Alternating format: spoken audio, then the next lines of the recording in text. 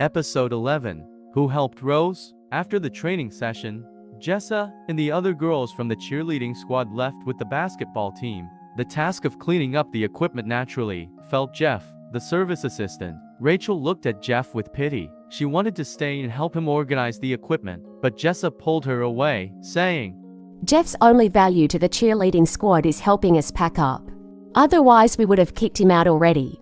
As Jeff was packing up the equipment for the cheerleading squad and putting it in the storeroom, his phone rang. It was Alfred. Sir, Kenneth said that the matter has been settled. Okay, that's great. Jeff said and hung up the phone. Jeff couldn't believe how quickly his family had sorted it out. It had only been an hour since Jeff called them. He guessed that Rose would soon hear the news. Later, at around 5 that afternoon, Jeff was jogging when he received a call from Joe. Joe seemed very happy. Jeff, where are you? At the sports field. Why do you sound so happy? Is everything all right now with Rose? Jeff thought that the news must have reached her by now. Wow, how did you know? Her dad only called 20 minutes ago, and you already knew. Joe asked in surprise. You sound so happy that I knew. The problem must be sorted. Jeff smiled faintly. That's true. Joe raised his voice again and said, Now that you're back in her good books, Rose said she wants to treat you to dinner. We're already on our way there. You guys go ahead. I don't want to go. Rose hated him so much. He knew that if he went, you'd just be miserable.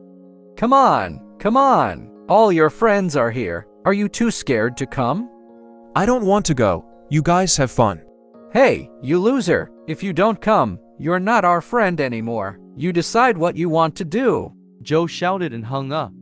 In addition to Rose and his roommates, there were also a few unfamiliar faces.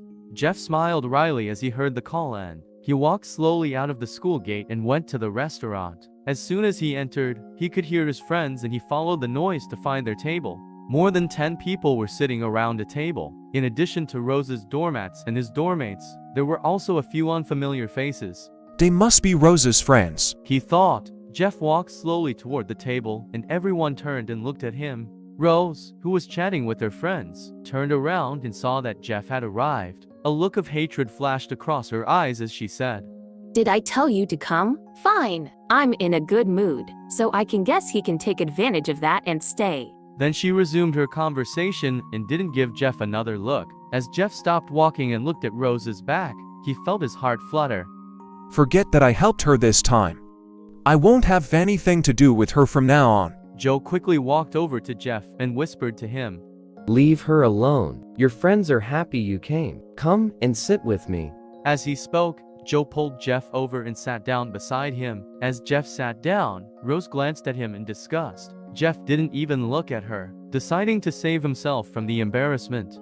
Rose, what happened? Why do you hate him? An unfamiliar girl glanced at Jeff and whispered to Rose. The others who didn't know anything about the situation also looked at Rose, waiting for her explanation. Rose's gaze swept across Jeff, and then she looked at the others. She sneered arrogantly and said, This guy's unbelievable. We went to the Metro Sky Bank to withdraw money yesterday morning, but he doesn't even have a card for that bank. Those who didn't know what had happened all covered their mouths and smiled. When they heard Rose's words, they couldn't help but look at Jeff. Only Susan, Joe, and the others who were familiar with the situation looked extremely embarrassed. They were all thinking, We're all eating here together, even if you don't like Jeff. Do you have to expose his weakness in front of others? One by one, the waiter brought the plates of food to the table. The 10 of them gathered together, chatting and laughing, while Jeff only chatted with Joe and Royben beside him, not with Rose and the others. Rose was saying, Guess what? In the end, the chairman of White Tiger Group, Donald Brennan, personally came to my dad's office to apologize to him. That's what you call humility? She recounted the news she had heard from her father. Her friends replied, Awesome. Rose, to be honest, I didn't expect that your family could solve this problem so easily. After all, this is White Tiger Group, one of the top 10 enterprises in New York City. Yeah, Donald has awesome power. It's even on the internet. He once made a company disappear, but your family problem was solved in less than a day. Another guy said as he gave a thumbs up. Tell us who exactly helped your family so we can tell everyone. Another boy said to Rose as he smiled. Of course, I must also wonder who helped my dad. Donald Brennan might be a tough nut to crack for others, but it seems that he's no match for my dad. Rose said.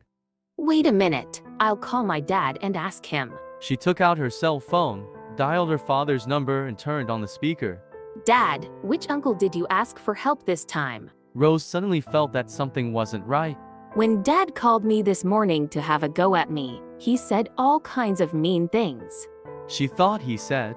That he couldn't do anything to make Donald give in after the disaster I've caused. Could it be that later on, in a flash of inspiration, he's remembered someone powerful that he didn't think about before?